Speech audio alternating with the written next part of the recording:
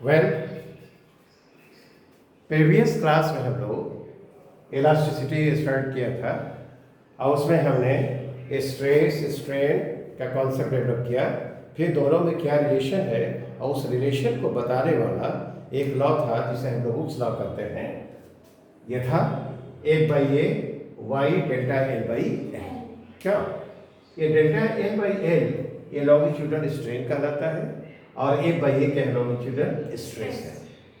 और दोनों में ये रिलेशन, ये जो लॉन्गिट्यूडल स्ट्रेस है that is proportional to the longitudinal strain. ये जो प्रोपोर्शनलिटी कांस्टेंट y है उसको यंग्स मॉडुलस ऑफ इलास्टिसिटी कहते हैं, जो मटेरियल के नेचर पे डिपेंड करता है। ठीक है, कुछ प्रॉब्लम्स भी हमने किए थे। ठीक है, डिफरेंट सिचुएशन में जो वायर में स्ट्रेंथ डेवलप करेगा वो कैसे हम निकालेंगे इस पर बात किया था। एक सवाल और देखते हैं। यहाँ पर एक प्रॉब्लम है हमारे पास, है ना। एक ये दो वायर्स हैं, ये दो वायर्स हैं और यहाँ पर एक रॉड है। ये जो रॉड है लाइट है, ठीक, और रिजिड है। वायर के दोनों एंड से यहाँ पर इस तरह से इसको सपोर्ट करके रखा गया है। ये ऊपर फिक्स है ये, और ये रॉड जो है हॉरिजॉन्टल है। एक मास यहाँ पर सस्पेंड किया गया है। इस एंड से इसका जो डिस्टेंस है इस पॉइंट को यदि वो कहा जाए तो L/3 है, और उस पॉइंट से इसका जो डिस्टेंस है 12/3 है, जहाँ पर L क्या है, length of the rod. Okay, ये सिस्टम इक्विलिब्रियम में है और ये दिस रॉड इज हॉरिजॉन्टल। पूछता है कि दोनों जो ये स्ट्रिंग्स हैं उनमें जो टेंशन होगा वह क्या, ठीक, और फिर उन वायर्स में जो स्ट्रेन डेवलप करेगा वह क्या होना चाहिए। ठीक, तो पहली बात है कि the system is in equilibrium. तो इक्विलिब्रियम के लिए क्या कंडीशन है? इक्विलिब्रियम के लिए कंडीशन है कि नेट फोर्स 0 होना चाहिए और नेट टॉर्क 0 होना चाहिए। ठीक, तो देखो तो इस रॉड पर ऊपर की डायरेक्शन में जो फोर्सेस लग रहे हैं ये T1 और T2, और डाउनवर्ड डायरेक्शन में जो फोर्स लग रहा है वो that is the gravitational pull acting on this suspended body and that will be equal to mg। तो पहला इक्वेशन हमको जो मिलेगा वो नेट फोर्स 0, तो T1 plus T2 and that should be equal to mg। क्या वर्टिकल कोऑर्डिनेशन में लगने वाले फोर्स है T1 एंड T2, और डाउनवर्ड डायरेक्शन में लगने वाला force gravitational pull that is mg। T1 plus T2 that is equal to mg। फिर ये पॉइंट O के बाहु इस पर जो फोर्सेस लग रहे हैं उसका टॉर्क लिया है। तो O के बाहु टॉर्क इसका mg कर देंगे तो that will be equal to 0, क्योंकि यह तो उसी पॉइंट से पास कर रहा है। और T1 का टॉर्क जो होगा वह क्या होना चाहिए, T1, ठीक है ना, और L/3। ठीक, और यह इसको क्लॉकवाइज डायरेक्शन में रोटेट करने की कोशिश करेगा। इसको हम पॉजिटिव मान रहे हैं, और ये जो ये T2 है उसका टॉर्क लेंगे तो वह क्या होना चाहिए, T2 और ये 2L/3, और इसका जो डायरेक्शन होगा एंटी क्लॉकवाइज होगा। तो क्लॉकवाइज डायरेक्शन को यदि पॉजिटिव कहें तो एंटी क्लॉकवाइज डायरेक्शन को क्या कहेंगे, नेगेटिव कहेंगे। और नेट टॉर्क जो है वो क्या है, और mg जो थर्ड फोर्स है ना, उसका टॉर्क 0, क्योंकि ये तो यही वो से पास कर रहा है। हमारे पास दो रिलेशंस आ गए, और जब दो रिलेशंस आ गए और दो अननोन्स है T1 T2, तो इनको सॉल्व कर हम लोग जान सकते हैं। दूसरे वाले रिलेशन से हम देखें तो ये T1 क्यों, ये कितने के बराबर हो जाएगा, इसको उधर कर दिया जाए, T1 L/3 and this is equal to T2 क्या, 2L/3। कैसा होगा, L को कैंसिल करो, 3 को कैंसिल करो, तो T1 क्या आएगा, T1 equal to T1 T2 में रिलेशन हो गया। और इसको यदि पहले वाली इक्वेशन में हम यहाँ पर रख लें इसको, तो T1 की जगह 2T2 रख दिया जाए, और ये T2 and this is equal to mg। तो ये T2 हुआ वो कितने बराबर हो गया, this is equal to mg/3। Is it alright? Tension, ये सेकंड वायर है उसमें जो टेंशन होगा mg/3। ठीक, फिर हम T1 देखें, T1 कितना होगा, T1 T2 का 2 टाइम्स है, 2T2 है ना, तो यह 2 टाइम्स हो जाएगा, तो 2mg/3। ओके? यस तो क्या T1 और T2 हमने जान लिया। हमारे पास दो इक्वेशंस थे। मैंने कहा कि सिस्टम इक्विलिब्रियम में है तो नेट फोर्स 0 होना चाहिए, नेट टॉर्क 0 होना चाहिए। दो हमारे पास इंडिपेंडेंट इक्वेशंस हो गए। मैंने सॉल्व कर T1 T2 का वैल्यू लिखा। अब T1 T2 का रेशियो बताओ तो क्या होगा। T1 T2 का रेशियो यदि लिया जाए नहीं तो उसमें इसे डिवाइड कर देंगे। यस क्या 2/1 होगा क्या? हाँ 2:1 क्या ये होना चाहिए? Yes T1 by T2, T1 T2 का जो रेशियो हुआ 2:1. 1 Now let us consider the solution of the second part of the problem. एक तो ये पूछा था कि T1 T2 का वैल्यू क्या होगा और सेकंड है कि उसमें जो स्ट्रेन डेवलप करेगा वायर्स में वह क्या होना चाहिए। तो क्या होना चाहिए नहीं उसका रेशियो क्या होगा ये हम जानना चाहते हैं। तो रेशियो यदि हम जानना चाहें तो बताओ तो कैसे यहाँ पर किया जाए। ये देखो इसके लिए लिखा जाए तो T1 by A1 this is equal to Y1 और S1 लिख देते हैं। S1 strain developed in the wire 1। ये इस वायर का नाम 1 दे दिया जाए और इस वायर का नाम हमने 2 दे दिया। Is it alright? अच्छा तो S1 जो आएगा वह क्या आ जाएगा T1 by A1 Y1 ठीक। और similarly strain developed in the second wire दूसरे वायर में जो स्ट्रेन डेवलप करेगा that should be equal to T2 by A2 by 2 क्यों ये होना चाहिए। हमको जानना क्या है जानना है S1 S2 का रेशियो। तो S1 S2 का रेशियो हम जाने तो S1 by S2 क्या है ठीक है। तो हमको क्या मिलेगा T1 by T2 क्यों फिर ये Y2 A2 पर चला जाएगा A2 by A1 नहीं और फिर यहाँ पर क्या होगा Y2 by Y1 क्यों। आप देखो तो T1 by T2 हमारे पास आया हुआ है वो 2 by 1 A2 by A1 देखो A1 A2 का रेशियो दिया हुआ है 1/2 तो 2/1 हो जाएगा A2 by 1 2/1। फिर देखो तो Y2 by क्या 2/3 है 2/3 राइट। क्या यह 8/3 होगा क्या 8/3 नहीं हमने पाया कि S1 S2 का जो रेशियो है वो 8/3 8:3 इसको बोलते हैं ऐसा होना चाहिए। I think this explanation is clear. Now let us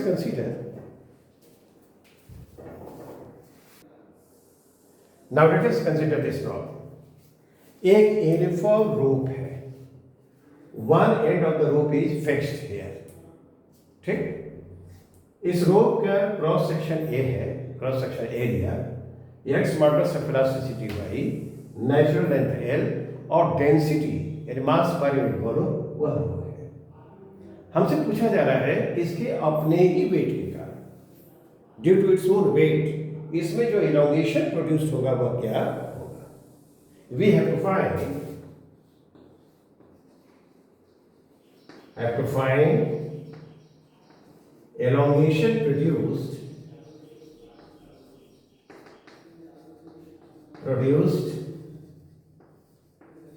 in the rope due to its own weight।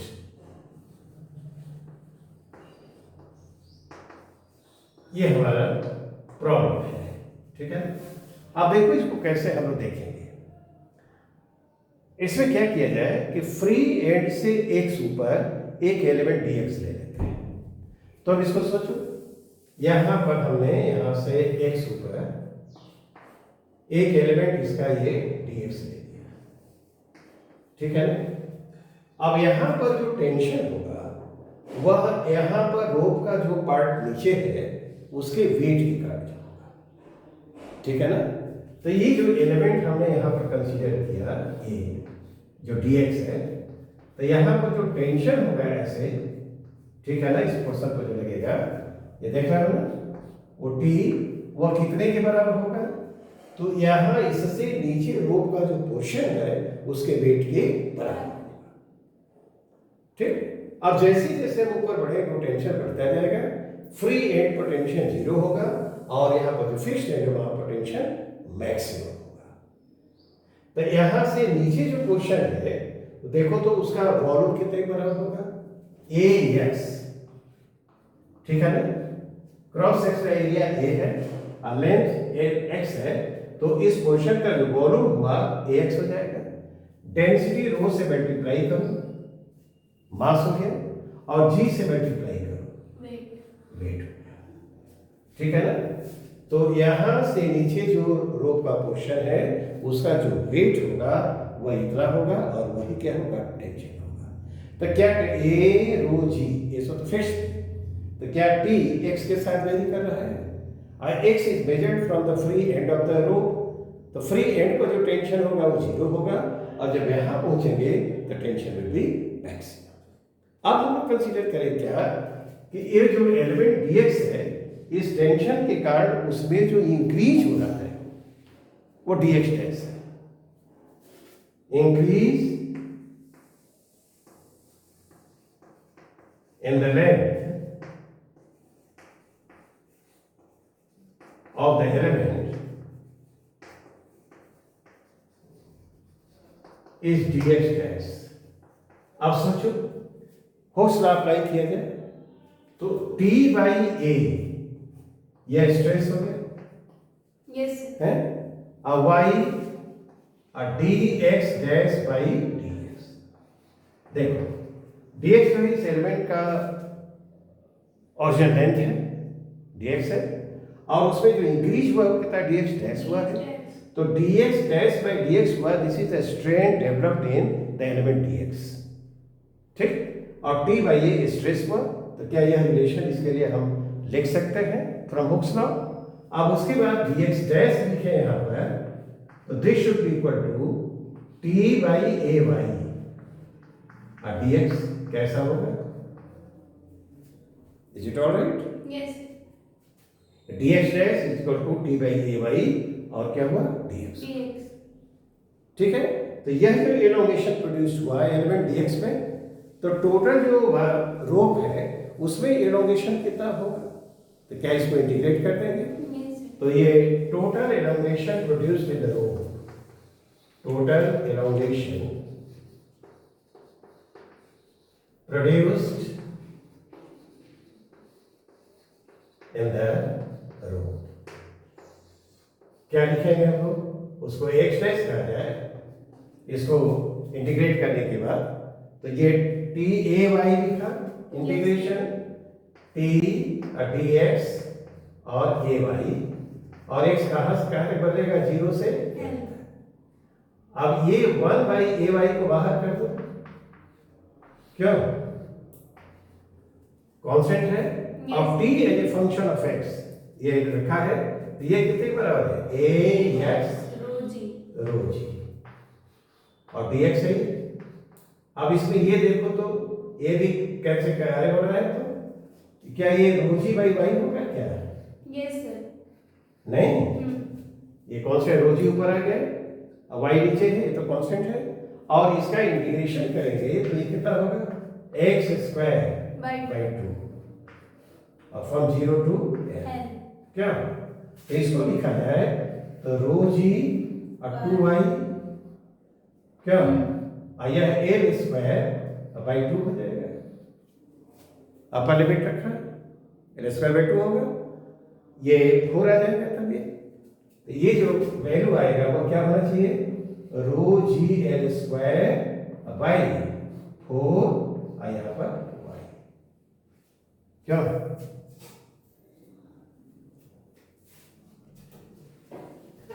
I think this is clear, हाँ ठीक है। तो यहाँ पर देखो तो यहाँ पर ये 2 है ना, तो एल स्क्वायर बाई 2 होगा, ये 2 कहाँ से है, एल स्क्वायर बाई 2 रख दिया, तो here we should write 2y, क्या, आई think this is all right, yes okay. अब चलो हम लोग एक दूसरे प्रॉब्लम पर बात करते हैं। Now let us consider a similar problem, ठीक है ना। इसमें हमने क्या किया है कि एक वायर लिया है जो लाइट वायर है। ये वायर कैसा है? Light. Light. By some mechanism tension in the wire is varied. Tension को वेरी करा रहे हैं, जो तीन फंक्शंस दिए गए हैं। T equal to T nought X by L, T equal to T nought X square by L square और T equal to T nought bracket में 1 plus X by L by some mechanism, ठीक है ना। इसी तरह से tension क्या कर रहे हैं? वेरी करा रहे हैं। और यहाँ पर टी नॉट तो कांस्टेंट है, एल उसका natural length of the wire है और x is measured from the free end of the wire. पूछता है कि इस वायर में जो एलोंगेशन प्रोड्यूस्ड होगा वह क्या होगा। नेचुरल लेंथ है, cross sectional area A, Young's modulus of elasticity Y.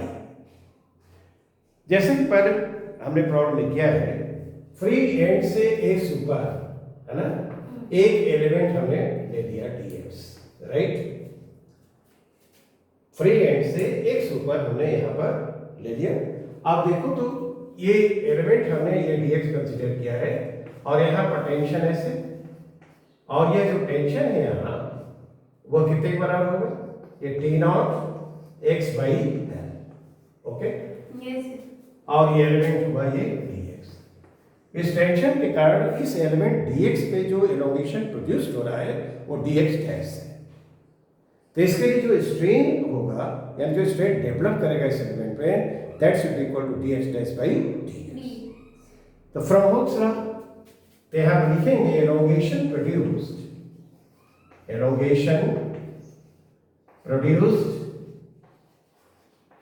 in the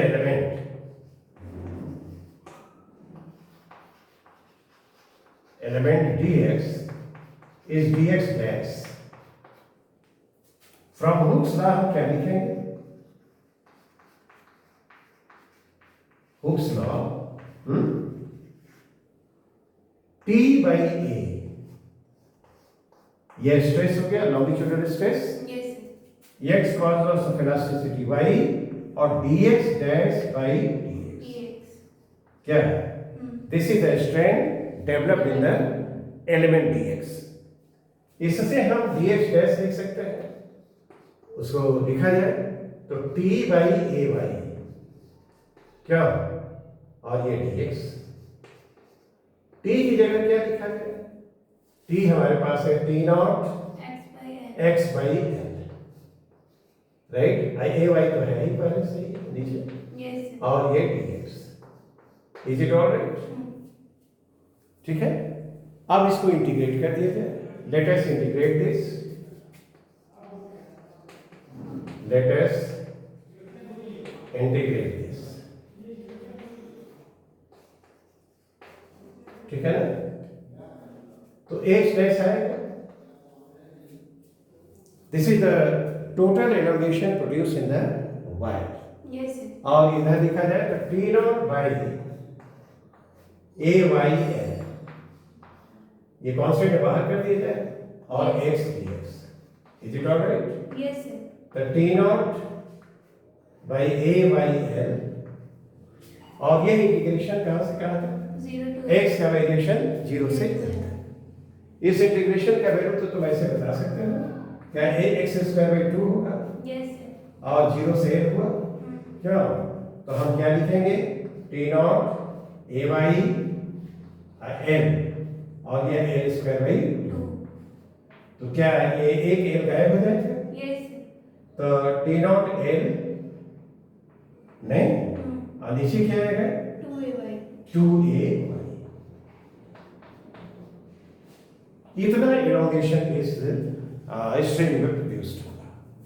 मैंने कहा कि ये जो टेंशन है इसमें हम लोग बाई सब मैकेनिज्म वी आर वेरिंग, और देखो दूसरे और भी ऐसे दिए गए हैं। टेंशन को मैंने वेरी कराया, एक्स के साथ जो वेरिएशन है ये फंक्शन दिया हुआ है, उसको तुम सिमिलरली कर सकते हो, है ना। उसको हम नहीं कर रहे हैं, you can do yourself. Now let us consider third. Now let us consider this problem. एक यूनिफॉर्म रॉड है, ठीक है ना, जिसका क्रॉस सेक्शनल एरिया ए है, x modulus of elasticity y है, इसका नेचुरल लेंथ l है और मास m मान लिया जाए। This is placed on a smooth horizontal surface. A constant force F naught is applied at this end horizontally and this will move, ठीक है ना। हमसे पूछ रहा है कि इसके कारण जो अप्लाइड फोर्स है उसके कारण इसमें जो इलोंगेशन प्रोड्यूस्ड होगा वह क्या होना चाहिए। We have to find the elongation produced in the rod. We have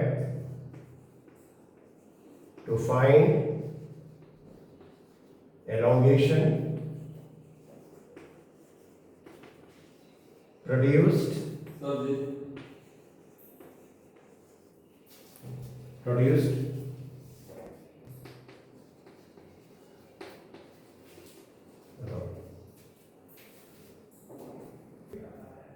ठीक। So we have to find elongation produced in the rod. This is the problem. तो एक काम किया जाए कि फ्री एंड से एक डिस्टेंस पर एक लाइन हम यहाँ पर ड्रॉ करते हैं। तो इधर का जो पोर्शन है इस पोर्शन पर टी फोर्स लगाएंगे। इंटरनल जो फोर्स डेवलप करता है, मैं कहा कि एक्सटर्नल फोर्स जब हम लगाते हैं डिफॉर्मेशन प्रोड्यूस करते हैं तो इंटरनल फोर्स डेवलप करता है, तो टेंशन होगा that internal force which develops.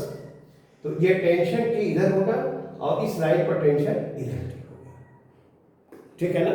तो इस टेंशन को जरा हम देखते हैं। तो इसका एक पोर्शन मैंने काट लिया, इसका लेंथ x है और ये इस पर टेंशन ए इस पोर्शन के कारण जो राइट साइड में है वो टेंशन ऐसे लगेगा, ठीक है।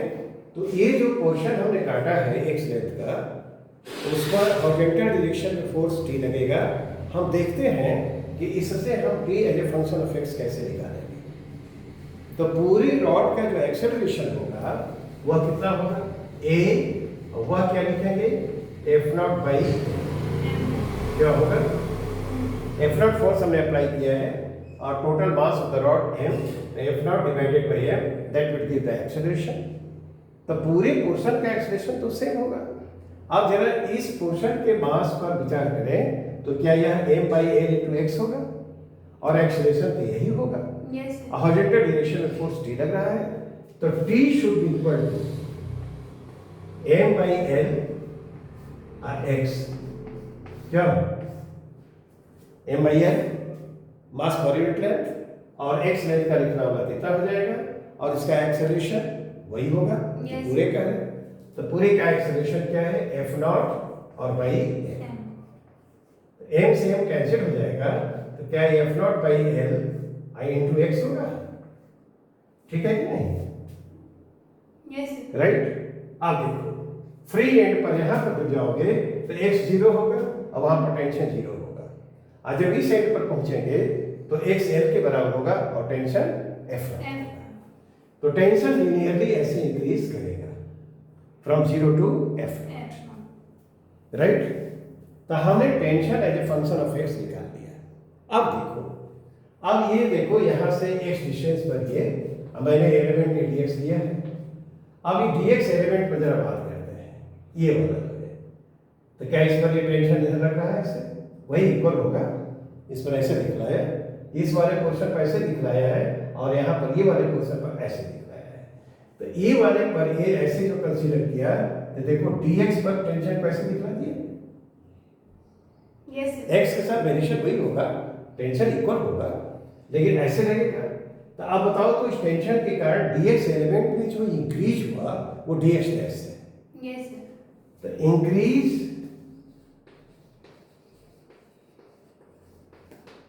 in the length of the element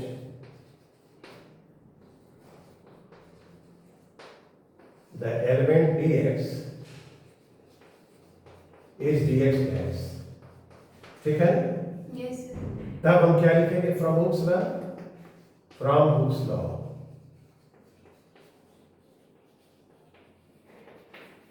हम लिख सकते हैं, क्या लिखेंगे t by a and this is equal to y dx dx dash by dx. t by a ये स्ट्रेस है, y x modulus of elasticity, और dx dash by dx this is the strain developed in the element dx। ठीक, तब इससे हम लिखेंगे क्या, dx dash क्या होना चाहिए, तो dx डैश क्या होगा, क्या t dx होगा ये Yes, sir. By ay, t as a function of x हमने यहाँ पर प्राप्त कर लिया है, f naught by L X, तो इसको हमने लिखा है f naught x by L, I A Y पहले से है, I dx, is it alright? Yes, sir. देखो कुछ छूट नहीं रहा है, ओके, तो f naught x L A Y dx, तो dx डैश हो गया। ठीक, अब इसको इंटीग्रेट कर देते हैं, इंटीग्रेटिंग दिस,